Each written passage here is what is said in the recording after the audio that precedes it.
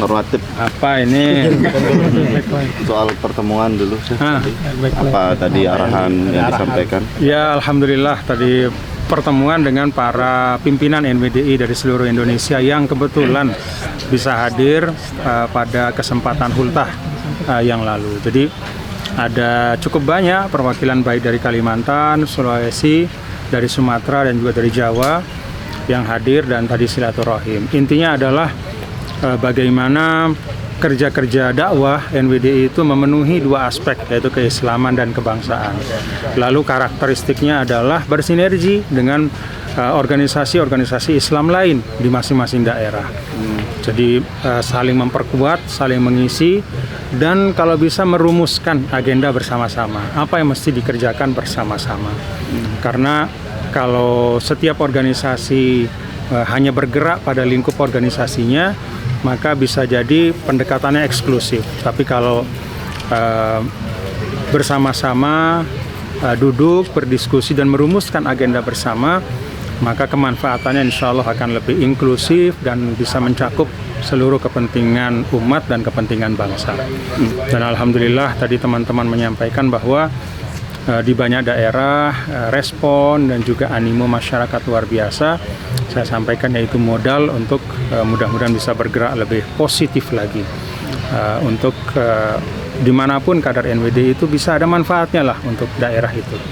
Ada instruksi tadi untuk pengurus NWDI terkait dengan pemilu 2024 ini? Ya, prinsipnya ikut menjaga kondusivitas daerah masing-masing, ikut bersama-sama dengan pemerintah daerah, termasuk dengan penyelenggara pemilu, untuk menyiapkan pemilunya pemilu yang sehat, yang konstruktif, yang positif untuk bangsa kita dan juga untuk daerah masing-masing. Jadi kita harus menjadi elemen yang bisa membawa kebaikan, kesejukan, ya, dan menjauhkan diri dari politik provokatif.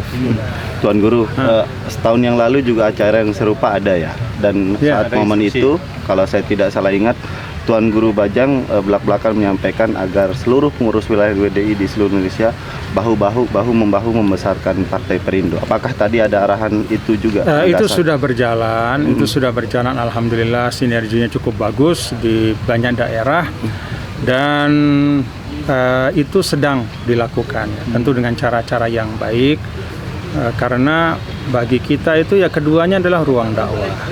Jadi dari sisi keorganisasian, partai politik ini kan sebenarnya adalah elemen penting dalam demokrasi kita di Indonesia yang harus terisi dengan hal-hal yang baik. Nah, hal-hal yang baik itu apa? Ya, program yang konkret yang memang menyentuh kepentingan masyarakat. Jadi tidak boleh hanya direduksi menjadi sekedar rebutan kursi pada pemilu 5 tahun sekali atau pilkada 5 tahun sekali, tetapi dia harus tumbuh, berkembang, dan bisa bersama-sama lah dengan masyarakat gitu untuk meningkatkan kualitas hidup masyarakat. Itu Perindo kan seperti itu arahnya ya. Termasuk kita ingin, misalnya kalau Perindo itu adalah bagaimana UMKM kita yang 60 juta itu bisa meningkat kualitasnya, dan itu membutuhkan kerja-kerja politik. termasuk memenangkan Ganjar juga di Pilpres, Tuan Guru. Tadi tidak disebut secara eksplisit, tetapi sudah menjadi satu kesatuan dan kesepahaman ya, bahwa kita baik dari NWDI ya, kemudian juga dari Perindo melihat bahwa Mas Ganjar adalah calon presiden yang paling mungkin ya, di antara para tokoh bangsa yang terbaik ya, Pak Prabowo putra terbaik bangsa, Mas Anies putra terbaik bangsa. Tapi kami melihat bahwa Mas Ganjar adalah yang paling tepat ya, untuk saat ini, paling mungkin untuk meneruskan keberhasilan dan pencapaian pada dua periode kepemimpinan Presiden Joko Widodo, sekaligus juga untuk menyempurnakan ya, jadi meneruskan with improvement gitu, dengan peningkatan. Kalau hasil konsolidasi di Semarang kemarin Pak TGB, apa yang didetailkan nanti di daerah untuk kemenangan Ganjar? Itu adalah agak berat juga mungkin hasil kalau referensi 2019. Ya namanya berjuang ya kan itu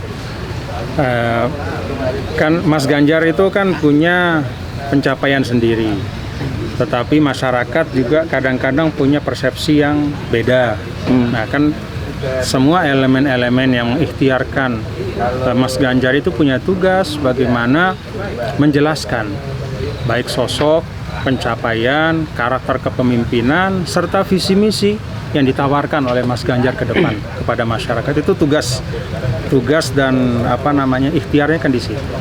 Dan kami optimis seiring dengan waktu, kalau ada persepsi-persepsi yang kurang pas itu bisa diluruskan, ada rekam jejak yang baik bisa disosialisasikan, dan itu menurut saya ya proses yang sehat lah dalam berpolitik ya, memang seperti itu. Mobil khusus di NTB Ganjar masih belum terlalu Ya itu seperti menjadi apa bagian upaya dari Tuan Guru nanti untuk ya sosialisasi, kemudian turun baik itu elemen partai maupun juga elemen relawan. Saya sendiri kan pernah menerima undangan dari lebih dari 50 organ relawan Mas Ganjar dan juga sedang bergerak gitu menyampaikan. Ya. Ini kan kita menawarkan kepada publik tanpa ada paksaan, intimidasi, juga tanpa hoax, tanpa memojokkan siapapun. Semuanya tokoh terbaik, tapi bagi kami Mas Ganjar lah yang paling visible, yang paling tepat saat ini untuk memimpin Indonesia. Ya, Allah alam, yuk silakan makan.